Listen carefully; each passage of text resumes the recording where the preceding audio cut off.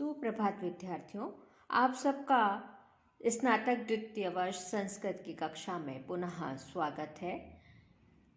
हम अभिज्ञान शाकुंतलम नामक नाटक पढ़ रहे हैं। इसमें अभी तक हमने पढ़ा कि वल्कल धारण किए हुए अति सुंदरी शकुंतला को देखकर दुष्यंत मन में सोचता है कि भले ही यह वल्कल वस्त्र इसके शरीर के योग्य नहीं है, फिर भी यह इसके सौंदर्य को उसी प्रकार बढ़ा रहा है जैसे सिवार घास से घिरा हुआ भी कमल रमणीक होता है और चंद्रमा का काला कलंक भी उसकी शोभा को बढ़ाता ही है। यह कृशांगी शकुंतला भी इस वल्कल में अति सुंदर लग रही है, क्योंकि स्वभाव सुंदर व्यक्ति के शरीर पर प्रत्येक वस्तु शोभा ही देता है। अब हम इसके आगे का भाग, गद्य भाग पढ़ने जा रहे हैं। आप 17वां श्लोक के आगे का गद्य भाग निकालें, पुस्तक खोल लें और फिर पढ़ना प्रारंभ करें। शकुंतला अग्रतो अवलोक्य, शकुंतला आगे की ओर देखकर। एष वातेरित पल्लवांगुलिभिः त्वरयतेव मां केसर वृक्षकः, यह केसर वृक्ष बकुल या मौलश्री का वृक्ष वायु के द्वारा हिलाई गई पल्ला रूपी अंगुलियों से मुझको अपने पास आने के लिए शीघ्रता कर रहा है। यावत एनम संभाव्यामि, तो पहले इसका सत्कार करती हूँ, अर्थात इसमें जल देकर इसे सम्मानित करती हूँ। इति परिक्रामति, यह कहकर घूमती है। प्रियंवदा हला शकुंतली अत्रैव तावन् मुहूर्तम तिष्ठ, हला शकुंतला तुम थोड़ी देर तक यहीं ठहरी रहो। शकुंतला किम निमित्तम, किस लिए।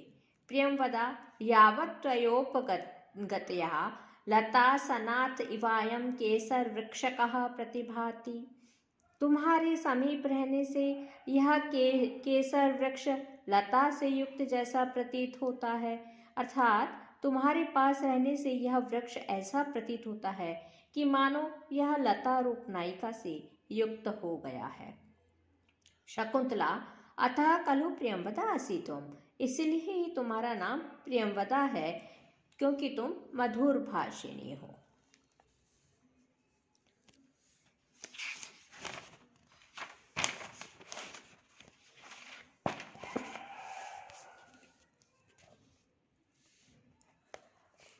राजा कह रहा है, राजा दुष्यंत कह रहे हैं, प्रियम अपि तथ्यम आह शकुंतला प्रियंवदा, प्रियंवदा ने शकुंतला से प्रिय बात के साथ तथ्य वाली बात कही है, यानी सत्य बात ही कही है। अस्या कहूँ, अवश्य ही इसका। अधरः किसलय रागः कोमल विटपानुकारिणो बाहु कुसुमेव लोभनीयम यौवनम अंगेषु सन्नद्धम। अस्या खलु अधरः किसलय रागा, इस शकुंतला का अधरोष्ट अवश्य ही नव कोमल पत्ते के समान लाल है। बाहु भुजाएं कोमल विटपानुकारिणो, कोमल शाखाओं का अनुकरण करने वाली अर्थात शाखाओं के सदृश है। अंगेषु अंगों में, शरीर के अवयवों में, कुसुमेव लोभनीय पुष्प के समान मनोहर, यौवन सन्नद्धम यौवन व्याप्त है। भावार्थ यह है कि राजा अपने मन में सोच रहा है, यद्यपि प्रियंवदा ने शकुंतला से ये प्रिय वचन ही कहे हैं कि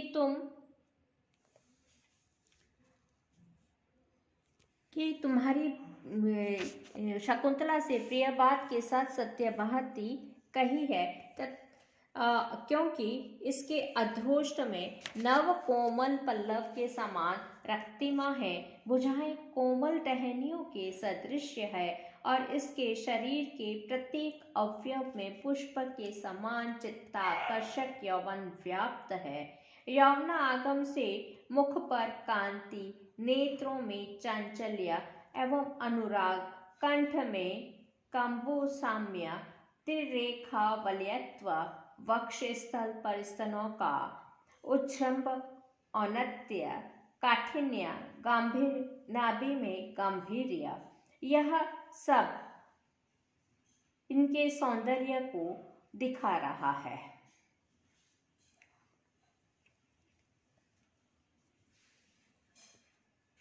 आगे का गद्य भाग अनसुया कह रही है, हला शकुंतले। मित्र शकुंतला इयं स्वयंवर वधू सहकारस्य त्वया कृतनामधेया वनजोत्स्नेति नवमालिका।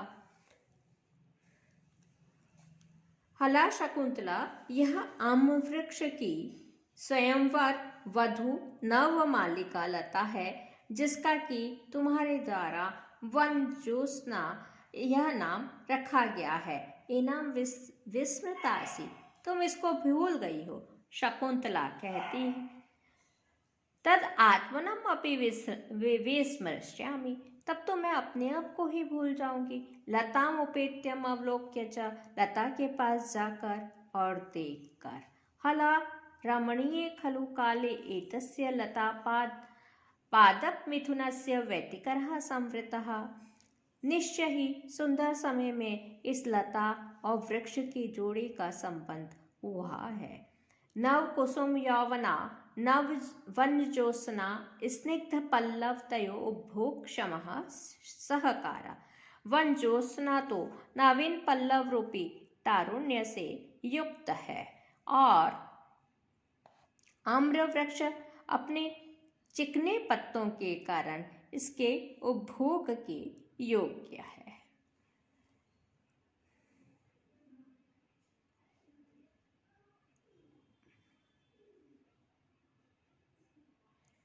इति पश्यन्ति तिष्ठति, यह देखते हुए ठहरती है।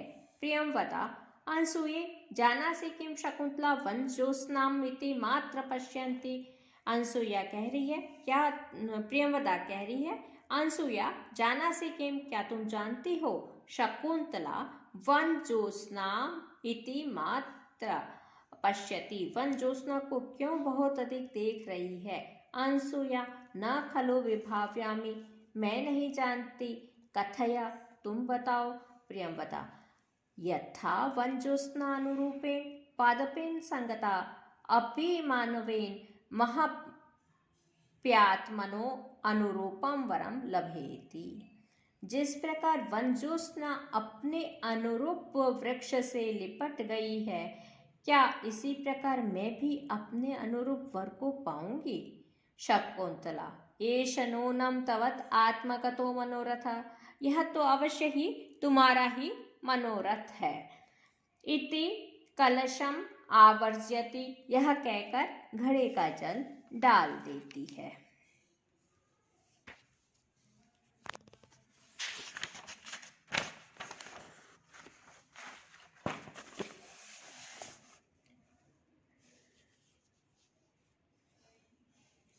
यह सब वार्तालाप राजा वृक्ष के ओट में सुन रहा होता है और राजा कह रहा है, अपि नाम कुलपतेरियम सवर्ण क्षेत्र संभवा स्यात्। क्या यह संभव है कि शकुंतला कुलपति महर्षि कण्व की असवर्ण क्षेत्र ब्राह्मणेतर पत्नी से उत्पन्न हुई हो, अथवा कृतम संदेह अथवा इस विषय में संदेह करने की आवश्यकता नहीं है। असंशयम क्षत्र परिग्रह क्षमा यद आर्यम अस्याभिलाषी में मनः सताम ही संदेह पदेषु वस्तुषु प्रमाणम अंतःकरण प्रवृत्त्यः।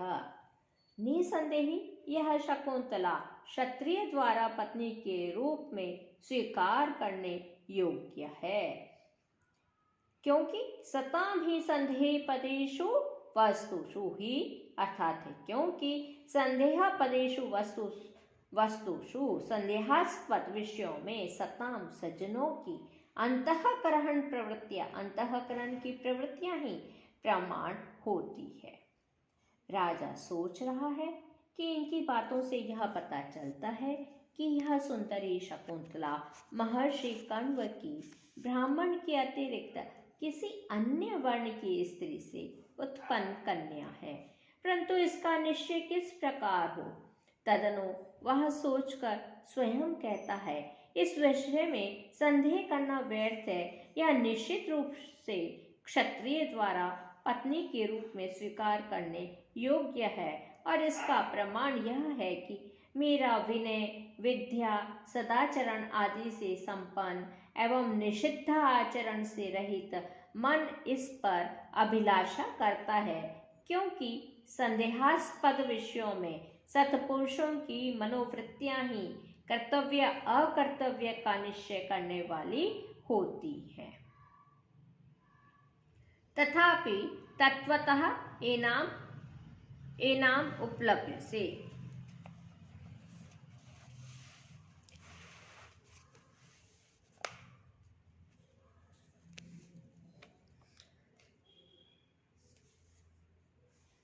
तथापि तत्वता एनाम उपलब्ध से अर्थात फिर भी